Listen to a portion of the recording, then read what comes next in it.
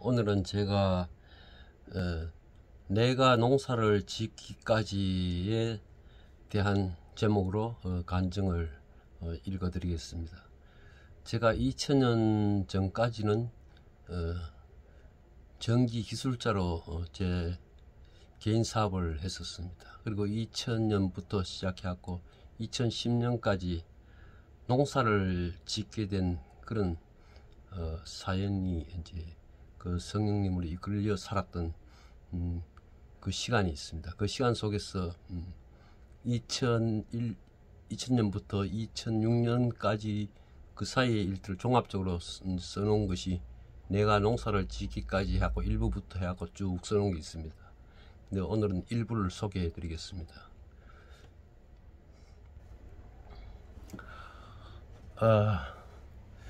들꽃의 향기라는 제 카페가 있습니다. 거기에 들꽃 향기방에 내가 농사를 짓기까지 일부 이래갖고 그때 제 닉네임은 들꽃입니다.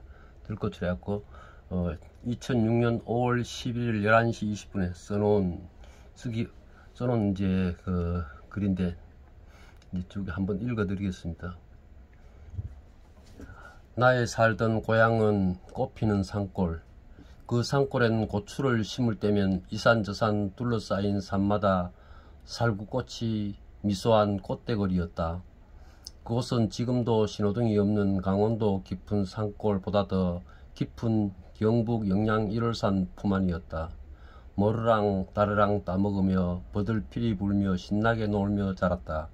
아무 근심 걱정 없이 행복한 그 시간. 그 시간은 그것이 천국이었다.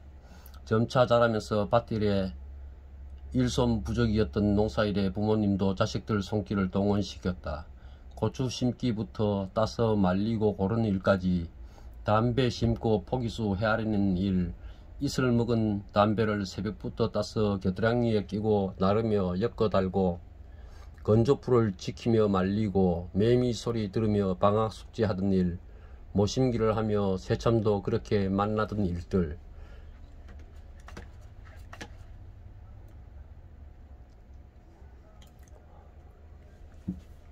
그 일들 과정에서 재미난 이야기와 자연의 취함도 좋았지만 7남매 중 가장 약하게 자란 나는 힘에 겨워서 면제되기 일쑤였다.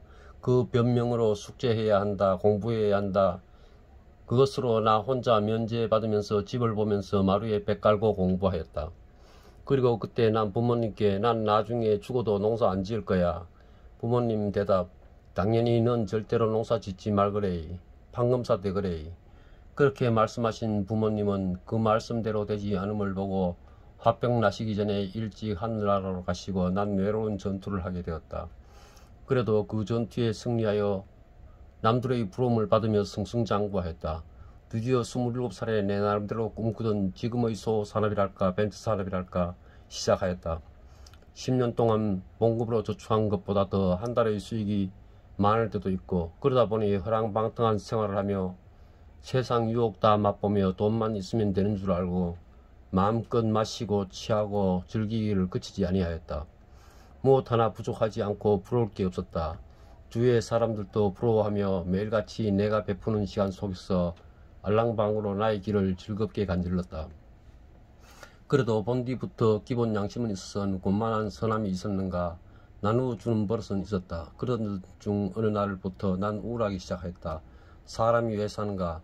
그 질문을 오래 묻고 혼자 답하면서 결론을 행복하기 위해서야로 단정하고, 그럼 어떻게 해야지? 만족해야 해요. 그래야 행복한겨. 난 지금 만족하고 행복하잖여. 근데 왜 우울하지? 아직 욕심이 있으며 완전히 비우면 완전한 행복이 있는 거여. 그래서 난 수시로 주위의 사람 보고 내가 어제 교통사고로 죽었다 생각하라, 아님 내일 죽는다 생각하고 살아라. 그러면서 내 책임감, 내 짐을 벗으려 몸부림친 것이었다. 이제는 정말 죽고 싶었다. 특별한 이유도 없었는데. 그때 밭을 일구고 마지막 갱이질에 기무덤의 피를 분수처럼 터뜨리고 득도하고 산을 내려가라는 소리를 듣고 내려오니 이것은 예수님을 알기 전에 제가 꿈에서 이제 꾼 걸 간단한 이제 제목으로만 지금 써놓은 겁니다. 이런 걸 상세히 하면 이것도 한 20분 정도 얘기해야 꿈 얘기가 풀려지는 겁니다. 새로운 나를 만들어가는 곳이 나를 기다리고 있었다. 이렇게 이제 일부를 정리하는데, 이것이 2000년 초 그때 어떤 전까지 상황들을 글 써놓은 것입니다. 다음 농사 짓기까지 2부를 읽어드리겠습니다. 벌써 내 나이 39, 40을 바라보고 있을 때, 가치관으로 고민하고 하며 지낼 때, 인터넷으로 영화로 시간을 메우고 있을 때, 이럴 때는 시간이 정말 많았습니다. 그때는 시간도 물질도 구애받음이 없이 지낼 때였습니다. 나는 나도 모르게 인터넷에서 예수 생애 영화 1편에서 4편까지 쉬지 않고 끝까지 한 번에 보게 되었다. 단지 소변만 보러 갈 때 중지시키고 참으로 알 수 없는 일이었다.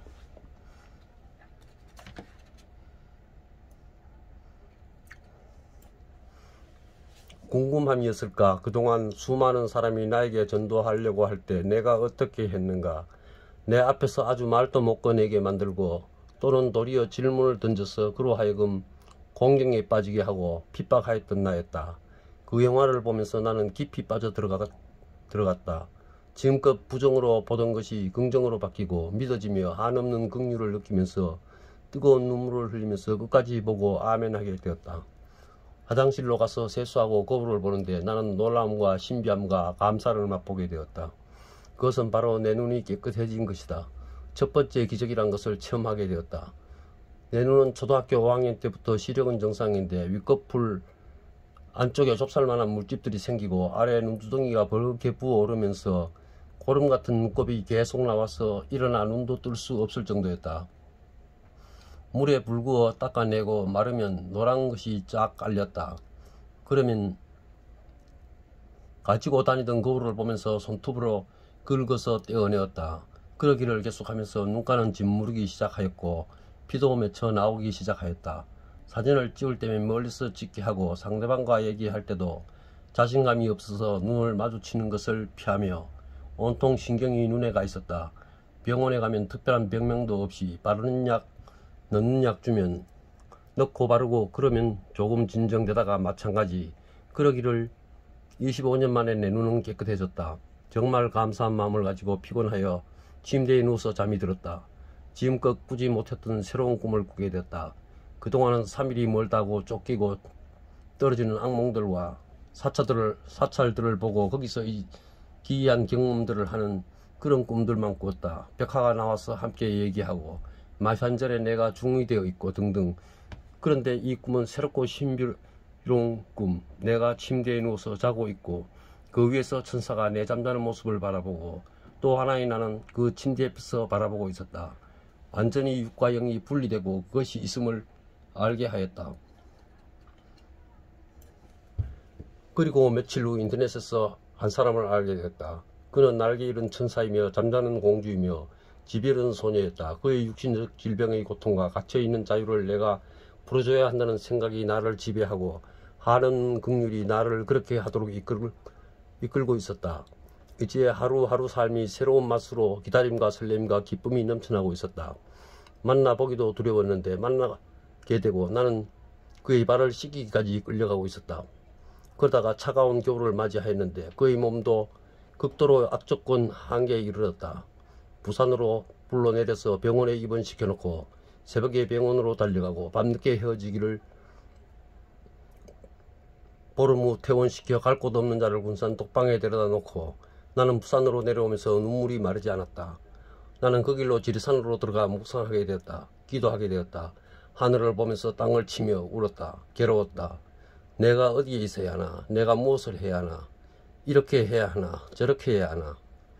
모든 사람들이 뒤통수에다가 욕할 거야. 고민하여 기도하여 내 마음의 결단이 내려졌다. 그 길로 다시 부산으로 내려와 나는 정리를 했다. 혈연, 지연, 학연, 물질 모두 끊고 딸랑 중고차 화물차 하나, 지금도 그 차를 끌고 다님.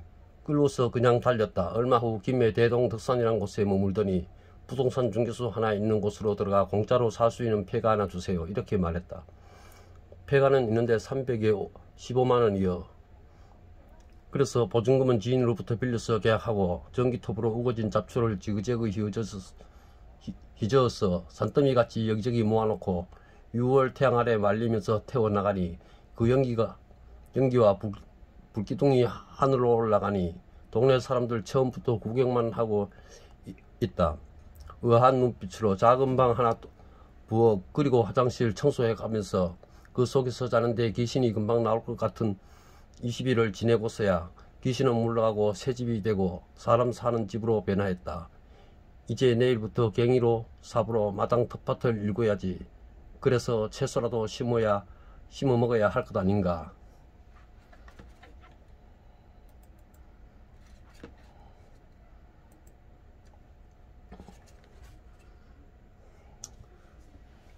내가 농사를 짓기 3부까지 이어서 또 읽어드리겠습니다. 작은 새들 노래소리에 잠을 깼다. 창에는 햇살이 맑고 밝게 비춘데 기분이 너무나 상쾌했다. 텔레비도 컴도 없고 아무것도 없는 빈방은 나를 푸근히 안고 잠재웠던 것이다. 마당 텃밭으로 나가서 갱이로 잡초 뿌리를 캐어내고 삽으로 한 쌈 한 쌈 땅을 뒤집어 엎고 갈고리로 풀뿌리들을 걸러내고 고루었다. 부드럽던 내 손이 여기저기 물집으로 잡혔다. 한낮에 방에 대자로 누워 먼 생각에 잠겨 있는데 저 멀리 군산 앞바다 외로운 섬에서 소리 울려왔다. 그동안 유배 생활을 하면서 감시 속에 묶여 있었는데 이제 자유의 몸을 허락받았다.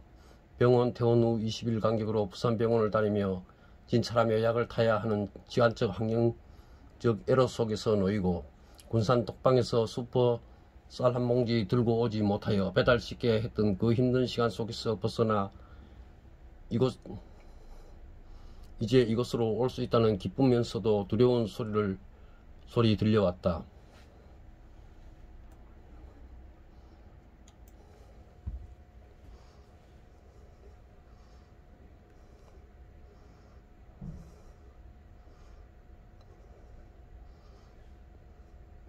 이곳에서 환자가 살아갈 수 있을까?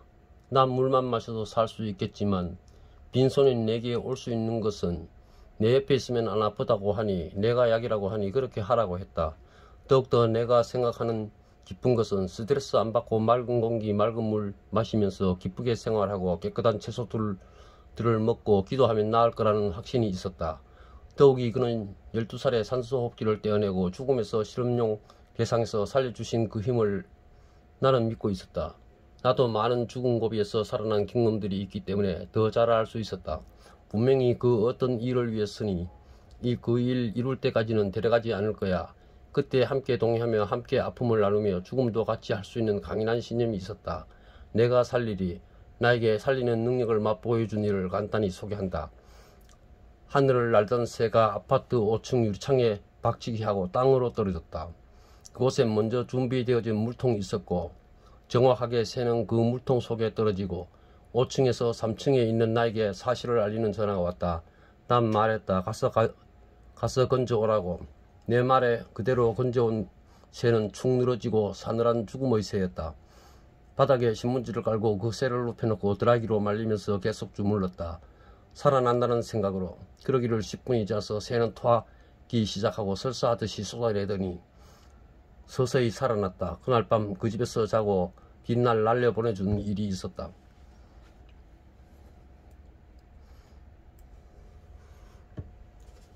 그녀를 지난 겨울에 부산병원에 퇴원시키던 날 난 두 번째 기적을 맛보았다.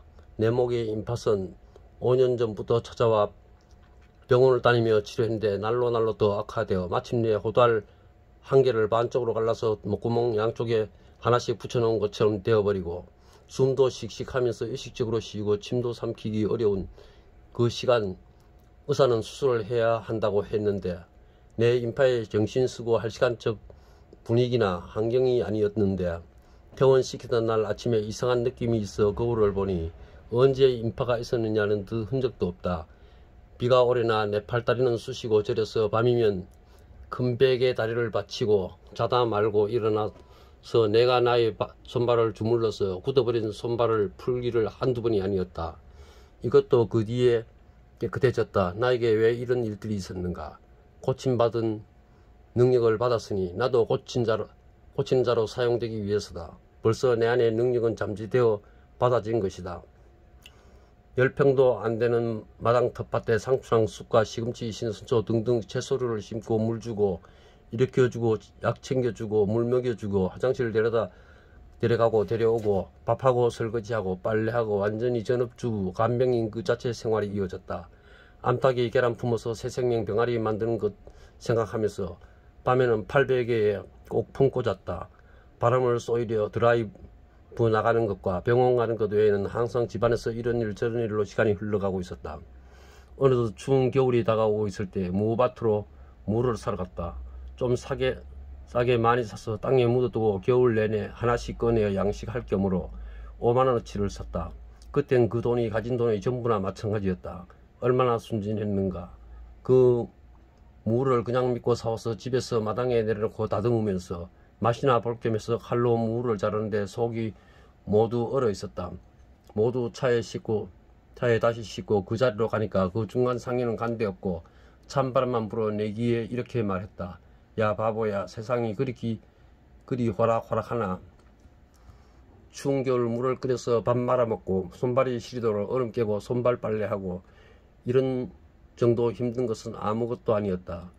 그래도 시간은 흘러서 이듬해 봄을 맞이하고 본격적으로 마당 텃밭을 일고 고추랑 오이랑 토마토 방울 가지 등등 여러가지 해나가면서 계속 살피며 경험을 얻으며 지혜를 받고 시련과 고통 속에서 배고픔에서도 마냥 한 사람 그 미소 바라보면서 기쁘고 즐겁고 행복한 나날이 이어져 가고, 여기 정착하면서 교회를 일요일만 나가다가 수요일도 나가게 되고 금요일도 나가게 되고 새벽에도 나가게 되었다.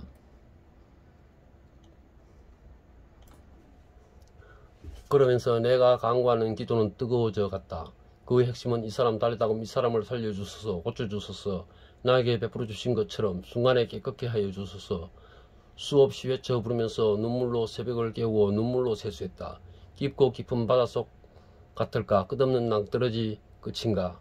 가진 돈이 2,000원 남았다. 그런데도 무슨 큰 벽을 믿는 건지 걱정도 두려움도 없이 지내면서 찾아올 좋은 일을 기대하면서 카페 익명방에 2,000원의 기적이란 글을 쓰기도 했다. 처음부터 카페를 만들어 홈페이지 1장씩으로 글들을 기록했기 때문에 시간적으로 모든 일들을 사실임을 증거하고 있다. 저기 텃밭 옆 개돌이가 지리산 이후로 증거하고 있다. 지리산에서 만나 지금껏 살고 있다.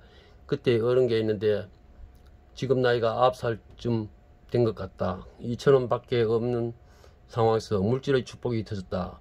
은행에서 전화가 와서 가보았더니 당신이 10년 전에 1,000만원을 한 달 정기 적금으로 해놓고 아직껏 찾아가지 않아서 수소문에서 전화번호 알았다며 이자까지 1,200 얼마였다. 이것저것 푼돈 밀린 공과금 등 모두 정리하고 나니까 300만원. 그 돈으로 2인 중국 치료, 여행비 및 대행비 계약해놓고 걱정하고 있는데 900만원짜리 하루일이 생기고 바로 결제받고 300만원 누가 빌려주고 아주 짧은 시간에 필요한 물질의 축복을 받고 중국으로 출발하기 이틀 전날 밤에 난 하나님을 만나게 된다. 골짜기 시냇가를 따라가며 꽃들을 보면서 산보를 즐기고 있는데 느낌이 있어. 지금 꿈 얘기입니다. 요거는 느낌이 있어. 눈을 들어 산을 보니 산은 하나여 거대한 반석으로 이루어진 회색 바위라. 그 속에서부터 작은 점에서 거대하게 흐리면서 선명하게 그 얼굴 형상이 나타나며 내 영혼이 그 거룩함을 보고 단번에 하나님이 나타났다고 소리질렀다. 그 순간 옆에 푸른 초장에 전신으로 계셨는데 그 품으로 나는 달려가 안기었다. 어린아이처럼. 천국은 그런 것이었다. 지금 나타나면 내가 어떻게 해야 할까 생각할 건데 그 시간은 그런 것이 아니었다. 어깨에서 머리를 거쳐 어깨까지 무지개로 오메가를 두르고 계셨다. 더 이상 상세한 말 하지 않겠습니다. 나머지는 말해달라는 사람한테만 말할 것입니다. 아침에 거룩함으로 조용히 하루를 경건히 보냈다.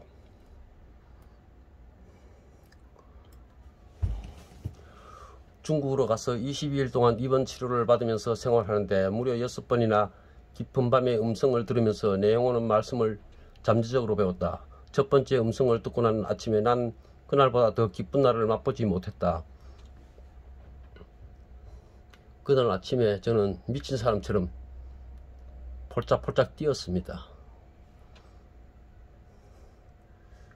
다시 경험하고자 첫 번째 경험했을 때와 같이 여러 환경들을 맞추어 나가면서 6번 체험하게 되었다. 크리스마스를 중국 병원에서 보내고 1월에 돌아왔다. 그리고 6개월을 무염식에 들어가고 밥을 물에 말아 눈물로 먹었다. 그러면서 점차 생기를 찾아가고 좋아지는 것 같다. 이 집이 폐허가 된 지 3년 만에 나를 만나고 집 옆 3년 묵은 밭이 드디어 나에게 그냥 부쳐 먹으라고 했다. 마당 텃밭은 10평도 안 되기 때문에 삽으로 뒤집었지만 300평을 무엇으로 어떻게 하나 고민도 없이 삽으로 한 삽 한 삽 뒤집어 나가기 시작했다. 손바닥 전체가 벌겋게 물들고 부릅뜨고 물집 잡히고 피나고 그래도 괜찮아. 난 할 수 있어. 하늘은 돕는 자를 돕는다고 그 일을 알고 한 사람이 로타리 경기를 빌려주었다. 그 뒤부터 그 집의 농기구며 여러 가지로 도움을 많이 받았다. 그 집 일을 도와주는 것도 나의 기본 일이 됐다. 축사도 같이 짓고 아쉬우면 날 불러 일하게 해주었다. 작년에 고추 판 돈으로 올해는 중고 로터리 한 대를 살 수 있다. 그 밭에 여러 가지 한 30가지 넘게 했는데 하는 것마다 열매가 아름답고 너무 잘 되는 것이었다. 힘든 것도 힘든 것이지만 씨앗을 뿌리고 모종을 심고 물주고 김을 메고 가지치기를 하고 열매를 솎아주고 모든 것이 외형적인 농사짓는 그 모습 그 단계에서 끝나지 아니하고 그 시간 속에서 나에게 말하는 소리를 들으면서 나는 듣고 느낀다. 김을 멜 땐 내 마음속에 악함들을 메고 빨래를 해도 그냥 빠는 것이 아니다. 밟고 밟으면서 무엇을 계속 생각한다. 난 그 시간 그 느낌이 너무 좋아 농사를 짓는다. 죽어가는 것도 정성으로 돌보면 금방 살아난다. 난 살리는 것이 너무 재밌고 너무 좋다. 그래서 열매를 따서 내 입보다는 옆에 있는 사람 또 다른 사람에게 한 사람에서 10사람으로 점점 늘려가며 나눌 수 있는 그때가 기쁘고 즐거운 것이다. 내가 키운 것이 더욱더 맛있는 것은 그만큼 정성과 사랑이 들어가 있기 때문일 거야. 이제 내 생활 활동 영역이 100m까지 자유롭게 움직일 수 있도록 건강이 좋아지고 있었다. 손잡고 운동삼아 동네 한 바퀴 아장아장 걸음하듯이 걸어서 이것저것 보면서 육체를 정신적으로 치유해 나간다.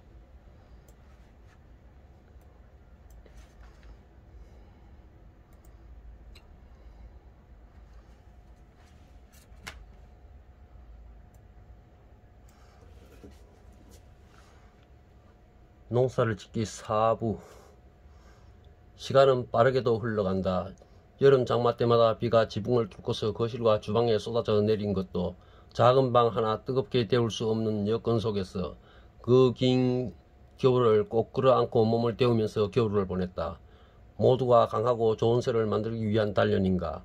날로 지경을 넓혀준다더니 또 3년 묵은 500평짜리 밭 하나가 공짜로 부쳐 먹을 수 있게 되었다.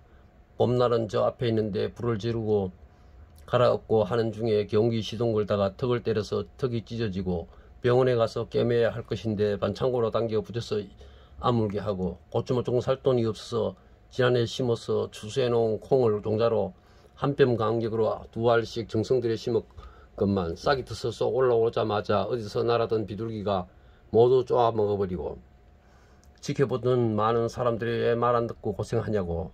그 밭은 여러 사람들이 농사를 지어 보았지만 아무것도 되는 것이 없어 묵어 있는 건데 고생하지 말라고 말했건만 말을 안 듣냐고 핀잔을 주고 그때 날품을 팔아서 고추모종 살 종잣돈이 마련돼 고추를 2,000포기를 심었다. 고추대도 만들어 세우고 공짜로 주는 거름을 몇 차를 실어다가 포기며 일항에다가 들이붓고 김을 메고 할성탄과 목체역으로 정성 들였더니 고추 심을 때 늦어서 안 된다고 비웃던 사람들이 서서히 달라지기 시작했다. 그 커가는 것이 일찍 심은 고추보다 더 앞질러가고 열매들이 주렁주렁 달린 수가 2배로 많아지면서 한굴에서 대여섯 개 풋고추를 수확하여 이것저것 나누어 주고 그 다음 열매가 붉게 익어서 오늘 딸까 내일 딸까 하여 둘러보러 갔다가 흙이 보이지 않게 우겨져 있던 고추밭이 훤하니 고추나무 줄기들이 하늘을 보고 만세하고 있자는가. 가까이 가서 둘러보았더니 마귀의 장난인가 풋고추를 싹쓸이 가버렸다. 경찰이 신고받고 나와서 담배만 피우고 사진만 찍어갈 뿐이지 범인은 잡을 수 없었다. 정말 가슴이 쓰리고 앞이 안 보였지만 내 밭에 식물이 없어도 그를 찬양하리 마음으로 위로받고 한 일주일 뒤쯤 밭에 나갔다가 나는 놀라고 큰 감동에 고추밭 한가운데 일항에 꿇어앉아 감사의 눈물을 흘리면서 찬양했다. 고추들이 발갛게 주렁주렁 푸르게 주렁주렁 달려 있었다. 자세히 보니 잘려나간 그 자리 바로 옆에 모두 달려 있었다. 그래서 그것으로 태양초 300근을 수확해낼 수 있었다.